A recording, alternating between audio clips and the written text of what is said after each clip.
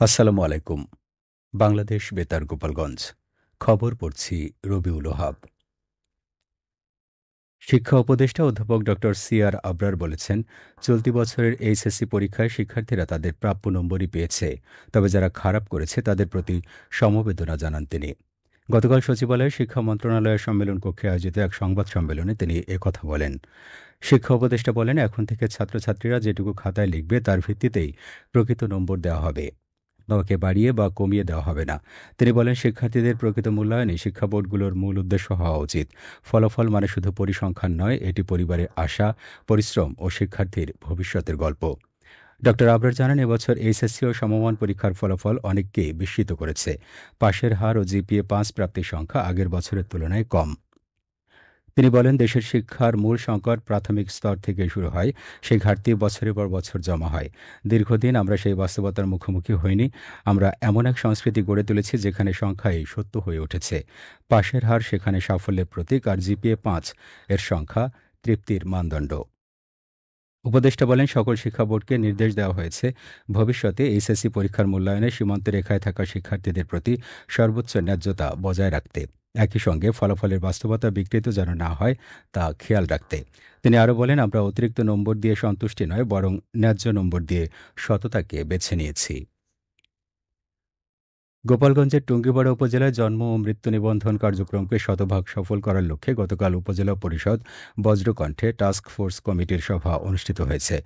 সভায় প্রধান অতিথি হিসেবে উপস্থিত ছিলেন জেলা স্থানীয় সরকার বিভাগের উপপরিচালক বিশ্বজিৎ কুমার পাল। এ সময় বক্তারা জন্ম ও মৃত্যু নিবন্ধনকে নাগরিক অধিকারের একটি গুরুত্বপূর্ণ অংশ হিসেবে উল্লেখ করে বলেন, প্রতিটি নাগরিকের জন্ম মৃত্যু নিবন্ধন নির্ধারিত সময়ে সম্পন্ন করা রাষ্ট্রের দায়িত্বের পাশাপাশি জনসচেতনতার বিষয়।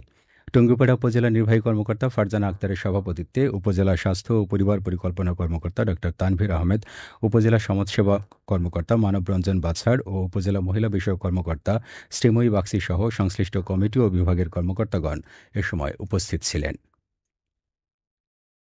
শরীয়তপুরে মাদক বিরোধী এক পথসভা অনুষ্ঠিত হয়েছে। গতকাল রাতে ভেদরগঞ্জ উপজেলায় সহকারী পুলিশ সুপার এ পথসভায় নেতৃত্ব দেন।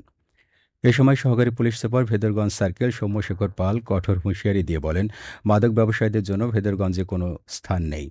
এখনই এলাকা ছেড়ে চলে যান, না হলে কঠোর আইনানুগ ব্যবস্থা গ্রহণ করা হবে।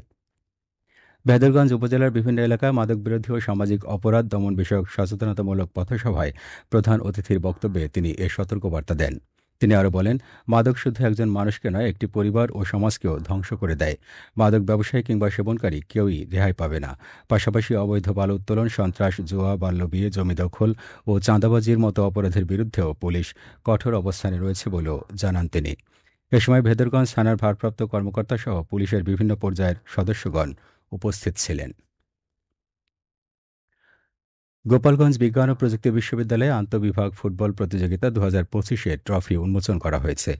গতকাল দুপুরে বিশ্ববিদ্যালয়ের উপাচার্য অধ্যাপক ড. হোসেন উদ্দিন শেখর তার নিজ অফিস কক্ষে এ ট্রফি উন্মোচন করেন। এ সময় অধ্যাপক ড. হোসেন উদ্দিন শেখর বলেন, শিক্ষার্থীদের শারীরিক ও মানসিক সুস্থতার জন্য পড়াশোনার পাশাপাশি খেলাধুলা গুরুত্বপূর্ণ ভূমিকা পালন করে। প্রতিযোগিতায় চ্যাম্পিয়ন হওয়ার চেয়ে অংশগ্রহণ করাই বড় বিষয়। অনুষ্ঠানে বিশ্ববিদ্যালয়ের প্রক্টর ড. আরিফুজ্জামান রাজীব সহ ৩৩টি দলের খেলোয়াড় প্রতিনিধি উপস্থিত ছিলেন। গতকাল দেশের সকল শিক্ষা বোর্ড একযোগে এইচএসসি ও সমমান পরীক্ষার ফলাফল প্রকাশ করেছে। এবছর মাদারীপুর জেলায় পাশের হার ৪৬.৯%। জেলায় মোট ৮,২৩৫ জন শিক্ষার্থীর মধ্যে উত্তীর্ণ হয়েছে ৩,৮৬৫ জন এবং অনুত্তীর্ণ হয়েছে ৪,৩৭০ জন। এছাড়াও জেলায় মোট ১১০ জন শিক্ষার্থী পেয়েছে জিপিএ-৫। এদিকে মাদারীপুর জেলার মধ্যে এইচএসসি পরীক্ষার ফলাফলে ডাসার সরকারি মহিলা কলেজ প্রথম স্থান অর্জন করেছে। এ সাফল্যের জন্য কলেজের শিক্ষক, শিক্ষার্থী ও অভিভাবকদের অভিনন্দন জানিয়েছেন সংশ্লিষ্টরা। কলেজ কর্তৃপক্ষ জানায়, ডাসার সরকারি মহিলা কলেজ থেকে মোট ৩৬৭ জন পরীক্ষার্থী উত্তীর্ণ হয়েছে, অনুত্তীর্ণ হয়েছে ৬২ জন এবং জিপিএ-৫ পেয়েছে ১০ জন শিক্ষার্থী। মাদারীপুর জেলা তথ্য অফিস শিশু, কিশোর কিশোরী ও নারী উন্নয়নে সচেতনতামূলক প্রচার কার্যক্রম শীর্ষক প্রকল্পের আওতায় টাইফয়েড ভ্যাকসিনেশন ক্যাম্পেইন উপলক্ষে এক চলচ্চিত্র প্রদর্শনীর আয়োজন করেছে। গতকাল শিবচর উপজেলার চরগজারিয়া সরকারি প্রাথমিক বিদ্যালয়ে এই চলচ্চিত্র প্রদর্শনী অনুষ্ঠিত হয়। প্রদর্শিত চলচ্চিত্রে টাইফয়েড প্রতিরোধে টিকা গ্রহণের গুরুত্ব, স্বাস্থ্যবিধি মেনে চলা ও নিরাপদ খাদ্যাভ্যাস সম্পর্কে সচেতন করা হয়। অনুষ্ঠানে বিদ্যালয়ের শিক্ষক ও শিক্ষার্থী সহ সংশ্লিষ্টরা উপস্থিত ছিলেন। সবশেষে আবহাওয়া।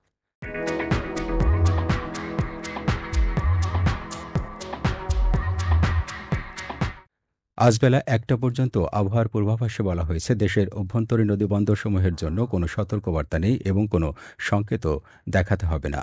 খবর শেষ হলো। আমাদের পরবর্তী খবর প্রচারিত হবে আগামীকাল সকাল ৮টা ৩০ মিনিটে বাংলায়।